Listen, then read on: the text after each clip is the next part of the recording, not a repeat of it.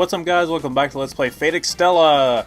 So we're moving on to Tamamo's stage, and if you're playing as Tamamo, this will be your home stage, sort of like we had one for Nero, where it was very Roman themed. Well, obviously with Tamamo, it's going to be very Asian aesthetic, so that's what we have here. And it actually is quite a nice stage. It's one of my favorite stages in terms of aesthetics and music, but in terms of how the gameplay plays out, it can be kind of frustrating. It's really difficult to explain why, except for the fact that we have a lot more micromanaging to do than before. So as you can see, when we transition to a new sector, we get locked in and we're forced to fight the boss. So we are forced yet again into another boss battle with Elizabeth. Thankfully, she's a bit of a pushover, so I'm not especially worried about it. And she's sporting an alternate outfit this time around. If I didn't say so before, she's kind of weak. She's at least a little bit fast. Elizabeth was first introduced in Fate Extra CCC, and I have really no reason why the game is so obsessed with including her. She's really quite annoying. In the promotional artwork, in stuff for Grand Order, you know, special events and that kind of thing for Grand Order, there's been a lot of love for Elizabeth, and I really just cannot justify it. She's kind of annoying. Anyway, so you're going to be seeing a couple of new enemy types here, and even after we defeat her, we still have to clear out the rest of the sector in order to move on completely, because we have to defeat all the command units in order to release the barriers and transition to the next sector. So interesting the way the game does that. It sort of locks you in to a particular encounter once you get in there. You can obviously avoid these encounters by not going to that specific sector right away. But as you can see, this map is mostly under Tamamo's control. It's going to be pretty difficult to try to get it back from her. By leveling up, we unlocked a new secondary attack there. I think it's after you hit four hits into your combo and hit triangle. You'll do that spinning attack, which is very effective. I really like to use that. You'll see me use that quite a bit throughout here. Deals a lot of damage to the command units, but it also has a decent area of effect as well. So as you can see, there's a new enemy type there. I'm really not sure what to call it. I'm sure we'll get a name when we get the English version or something. But it's a very large enemy, and it really cannot be easily hurt from the ground level, just purely because its attacks sort of knock you around all over the place as soon as you try to attack it from its feet. Alright, so Elizabeth's going to try to use her gauge, but thankfully she's almost dead, so I'm not even really worried about that. Even with her gauge, she doesn't really do a whole lot of damage to us. We can get out of the way quickly enough. So yeah, that large enemy, I will be mainly using aerial attacks against them. You'll see me do that here in a second. One more Extella burst ought to keep everybody in the crossfire. Deal some damage to that large enemy there.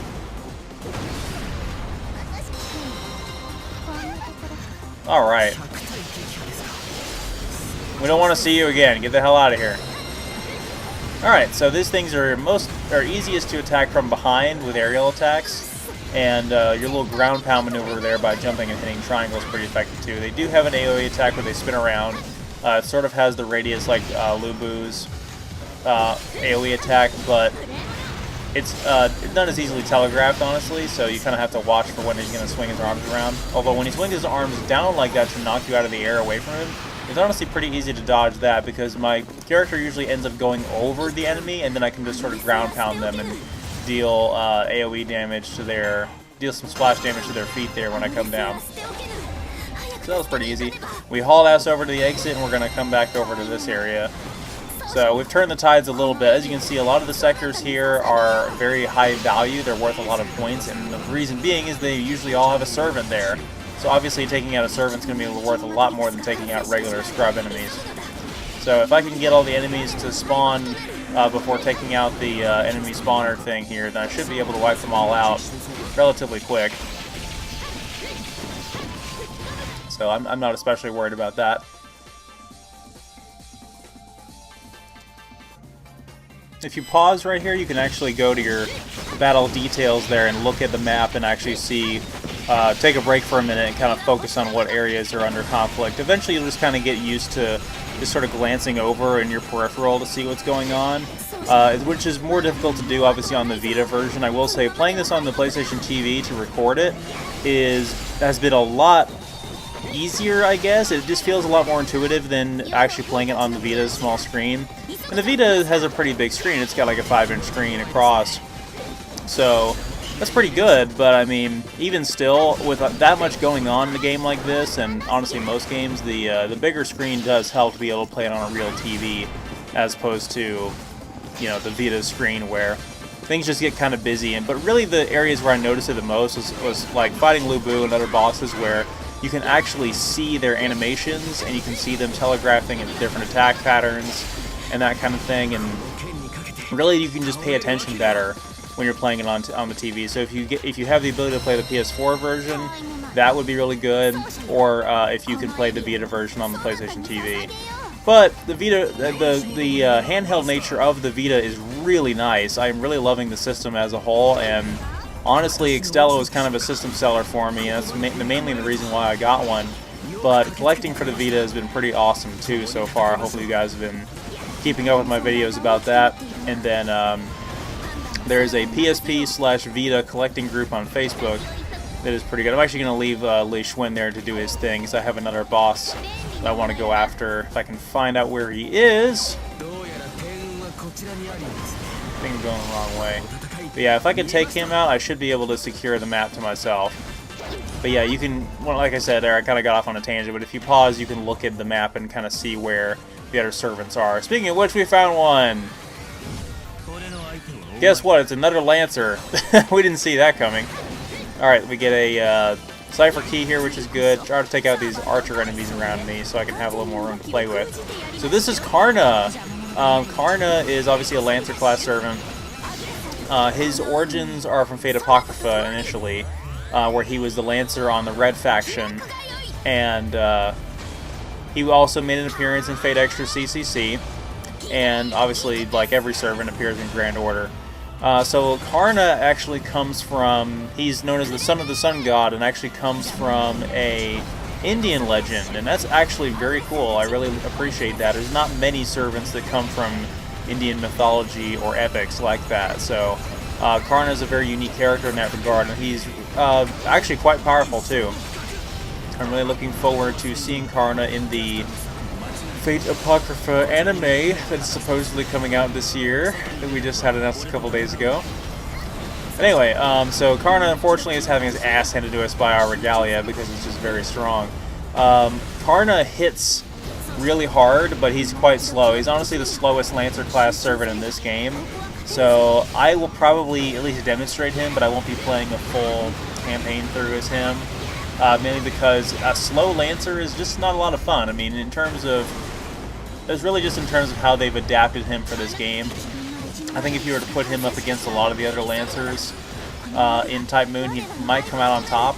But, you know, Ku is just faster, so I'd rather just play as Ku in this game in terms of just gameplay preference, so good job, Karna. We'll see you again later. So, if I can take out the remaining enemies here, I should... Well, unfortunately, the tide of the map sort of switched away from my favor again, so I may have to move to that center area there where I can get 3 keys for capturing that. And I lost Lei Xuan, apparently, because that section of the map got taken over. So, go figure, he's been useless. He's been impossible to kill in Fate Extra, but in this game, they can't keep the fucker alive. So, that's unfortunate. Yeah, certain characters that have good aerial attacks are more effective against these guys than others. Nero is one of the most well-rounded characters in the game, obviously. Really, you will be surprised at how some of the same strategies will work regardless of what character you're using, but it does take a little bit of time to kind of get used to the learning curve with each new character's playstyle. And ironically, if you're playing through the game linearly, like you should, or like you kind of have to unlock everything, honestly, so you go from Nero to Tamamo, and then to Attila, and then the side characters, it's honestly very jarring to go from Nero to Tamamo.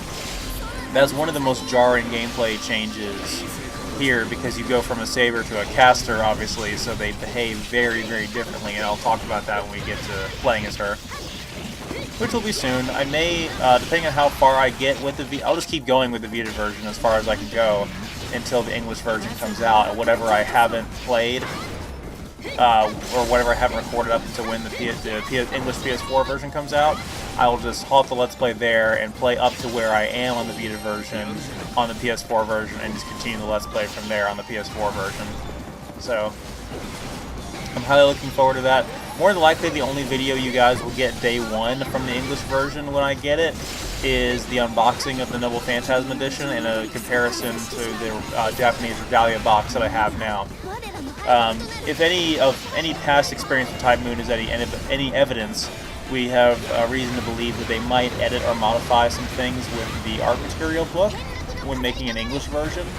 But we wouldn't know that for a fact until it comes out. I mean, there's nothing overtly, there's no like nudity or anything in there, but there might be some things that are a little overtly sexual.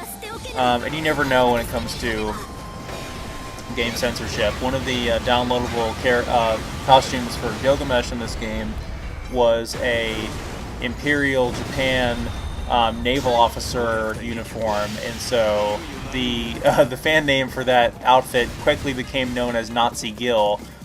So as a result, it was modified and it was changed to a different outfit, I believe. So it still looks pretty good. There's a couple of other alternate outfits and dresses that you can get through download codes that I have with the Regalia box, but unfortunately you have to have a Japanese PSN account to download them. And even though you can play Extella on a, the Vita is perfectly region-free, which is awesome. And apparently the PS4 is as well. So I'm looking forward to getting the English version of Extella. But even if there wasn't an English version coming out, you could still hopefully play the PS4 version on an American Vita. I'm sorry, American Vita and American PS4. So this is pretty clutch right now. There really is a delicate dance we're playing with the enemy so much as far as going around to the different sectors and capturing them. The enemy does have an inherent advantage, although I'm not sure what among our servants is still alive. I think we have Gawain with us in this fight in addition to Li Xuan, although, like I said, Li Xuan got taken out pretty quickly. So, there's a new enemy type I don't think I've mentioned right here. There's actually generic units that are Lancers. You'll see there's one right there I just blew up that has a spear, and you can tell you can easily identify them by their red color palette. And they can be pretty obnoxious, very similar to in Basara with the Halberd Knights or the Pikemen, or what's that Naginata, the Japanese weapon that's a pole arm. Yeah, when the enemies that use that are really obnoxious because they'll just sort of come at you in formation and just run you through if you're not careful. So, would not recommend. So the sector we're in right now is worth 3 points. So hopefully, if nothing terrible happens. Honestly, that's the problem with maps like this, where all of the sectors are worth a hefty amount of points. But I would honestly prefer that over all of the sectors being worth only 1, and just it taking a very tediously long time to get through it. This stage has gone by pretty quick so far. Then again, I'm a lot faster at this now than I was when I first played it. So, I can attribute that to this game's broken dashing mechanics. Just being able to dash indefinitely forever. Alright, we got 2 pieces of the Cipher Key, so that's actually pretty good, because obviously after we're done here, we're going to have to fight Tamamo, and she's going to fight dirty, as we know, because she has her own Regalia. So we need all the help we can get, clearly. Kind of. I mean, we're pretty overpowered, but her Regalia is pretty strong, too. Wow, we only have 1 more point to go. We were 1 off. And this is the sector we already conquered before, where Elizabeth was. There's already some items still on the ground here from before where I didn't take all of them. But there's an enemy spawner here. I really do like the ominous lighting and all the massive pixels spewing out into the air from the enemy spawner. It really is a nice detail. I'm going to go ahead and use my Regalia here. I think it was actually an accident. I didn't mean to push that button, but it's fine. I should be able to deal with these guys quickly enough. And honestly, I'll probably regain my gauge mostly by the time I fight Tamamo.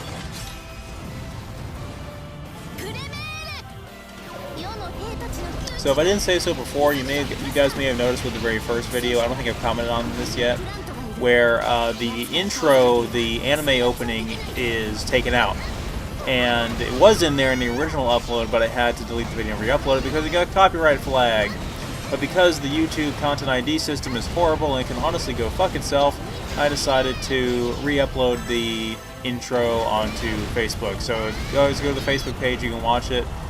It's up there. If not, just wait until the game comes out, I guess. Now, for some reason, someone was able to upload the full song that belongs to this opening, and yet I can't have the minute-and-a-half version of the song in my 30-minute Let's Play video. I will never understand this horrendous bullshit, but I am just kind of done with it, and I'm not going to bother with it anymore, so...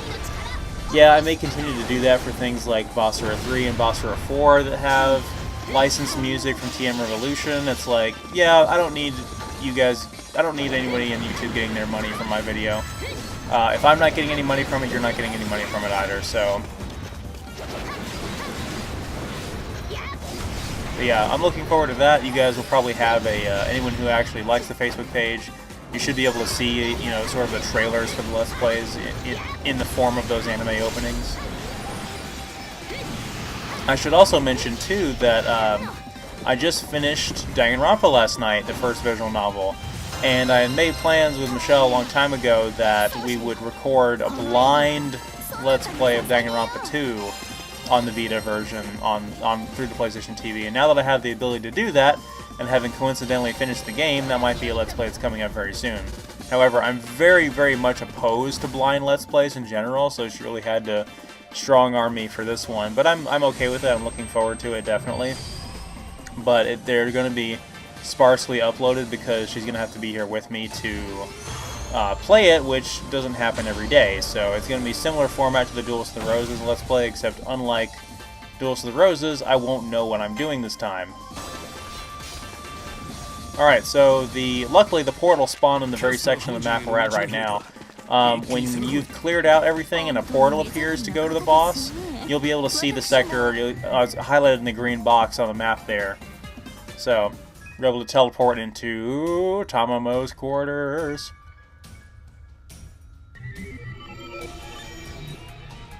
And her signature theme plays. It's awesome. Without any dialogue or exposition, she just runs right in to attack us. We actually brought our own soldiers in this time, so in spite of the fact that we seem like we're outnumbered because she's surrounded by enemies, we've brought our own as well, so it kind of evens things out a little bit, although they will mostly just be fodder to increase my gauge. So, Tamamo, like I said, was first introduced in Fate Extra. I'll talk more about her and her identity when we play as her because we'll have plenty of time to do so. So, Tamamo was one of the 3 playable characters in Fate Extra, along with ourselves and Archer. And so, for some unknown circumstances, somehow she has her own master who looks just like ours. They're still intact, and they have regalia as well. I feel like this is just I accidentally didn't hit her with the Extella burst there. I failed to target her correctly when I used the attack. So, if I didn't say so before, you can lock on to a boss by using the touchscreen on the Vita. Trying to figure out how to do that on the PlayStation TV was a little confusing, but it ended up being with the with R3, I want to say? Yeah, so not bad. Our new secondary attack there should be pretty effective against her. But yeah, she's a caster class. She uses a lot of like scrolls and mirrors and fire magic, that kind of thing. And she's pretty good to play as in this game. Her mobility is kind of crappy compared to Nero's. She's not nearly as fast, and some of her moves are kind of weird. Alright, this is very important right here. So if you're facing one of the main boss servants, and they have a purple glow around them like that, you have to hit them immediately, because they're getting ready to use their Noble Phantasm, and if you do that, they'll drop a cipher key, and luckily we only need 1 more piece. So we were able to steal it from Tamamo and use our own Noble Phantasm, and she can't counter this. So yeah, if the enemy does happen to use their Noble Phantasm against you, there's nothing you can do. You can't block it. You just take automatic damage, and it's pretty unfair. So you have a perfectly good opportunity to block that. Tamamo's going to go for her Regalia one more time. And even though she's really low on health, we could have finished her off there. You can see how clutch this is. Like, any moment, she can just wreck you right there, because her Regalia is extremely powerful. So even more so than ours, even though we may be more rounded and balanced normally. So we defeated our arch rival, the Teddy Fox. We will not have jealousy issues anymore. We made it to level 11, we've got a new attack.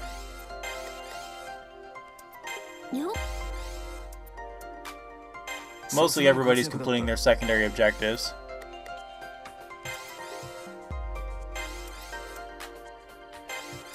Oh, sucks to be Yuku.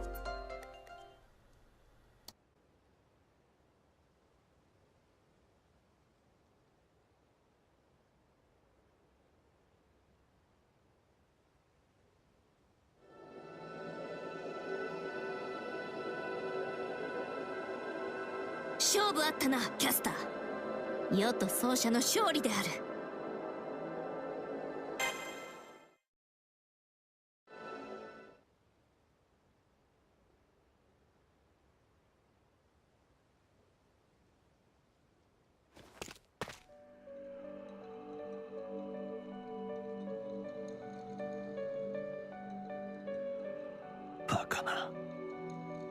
これでは意味がない。砕け散る。なぜ2つ。バカ者。そのアルキメデス。まず御意。何これは。